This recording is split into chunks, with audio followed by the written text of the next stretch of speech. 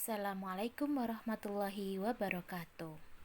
Anak-anakku sekalian, berikut ini akan Ustadzah ulang kembali pemantapan materi bahasa Arab untuk anak-anak yang tadi tidak bisa mengikuti Zoom bersama.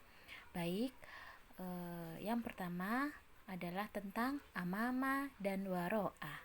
Nah, anak-anak dalam mengerjakan soal bahasa Arab, kuncinya adalah anak-anak faham dan hafal arti dari mufrodat yang ada di dalam buku, ya.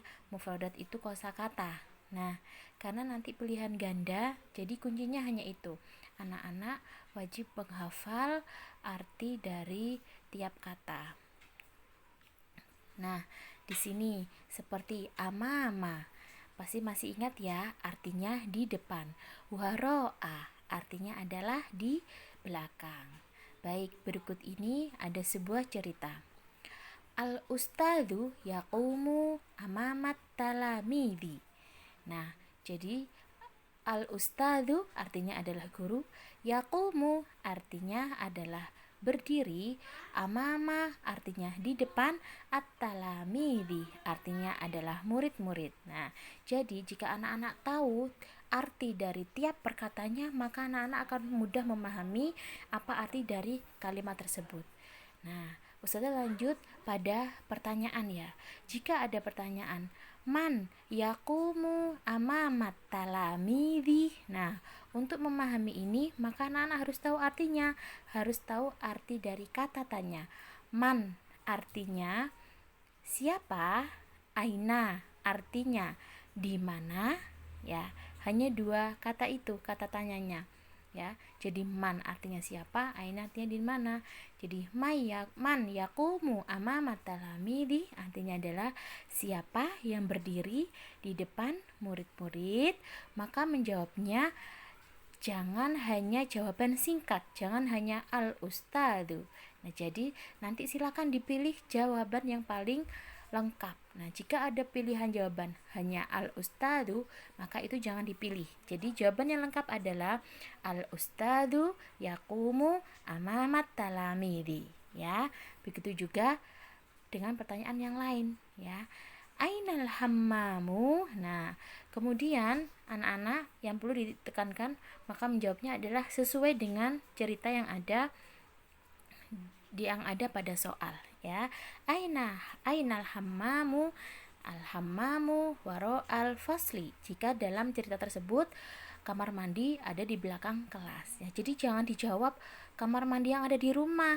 Kamar mandi yang ada di rumah ada di dalam kamar, jangan, ya. Jadi menjawabnya sesuai dalam cerita di soal. Oke, sekarang lanjut pada materi selanjutnya, yaitu tentang janiba, ala, dan tahta.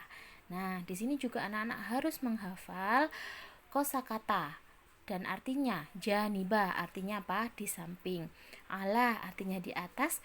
Tahta artinya di bawah. Nah, tetapi masih ada lagi kosakata yang lain, ya, seperti kabirun artinya apa? Besar.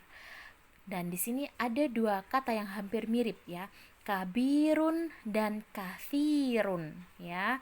Kathirun atau kathirotun, ya.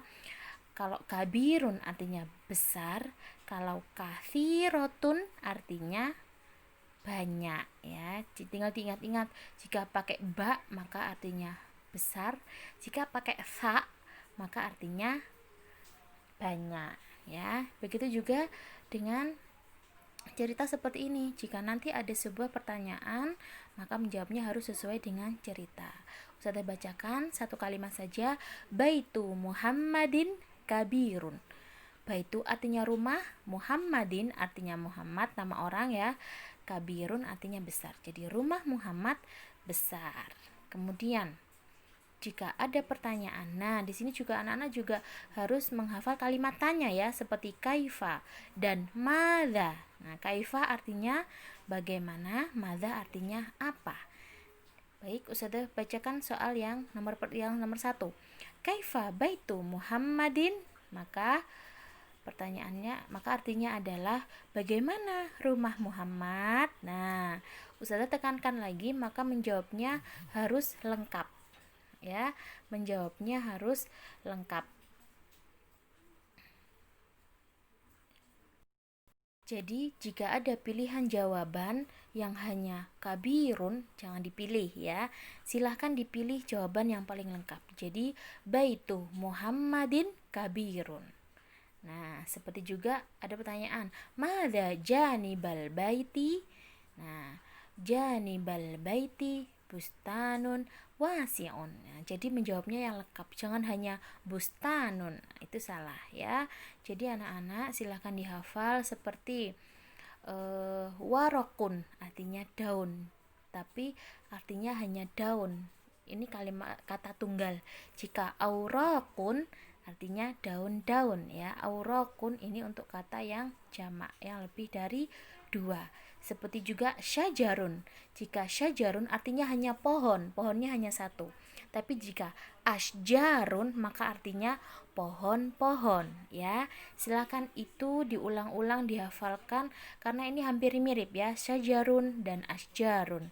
Seperti toirun dan tuyurun. Kalau toirun itu artinya hanya burung, burungnya hanya satu. Jika tuyurun maka artinya burung-burung. Begitu ya. Baik anak-anak, saya Ustazah rasa cukup sekian. Selamat belajar.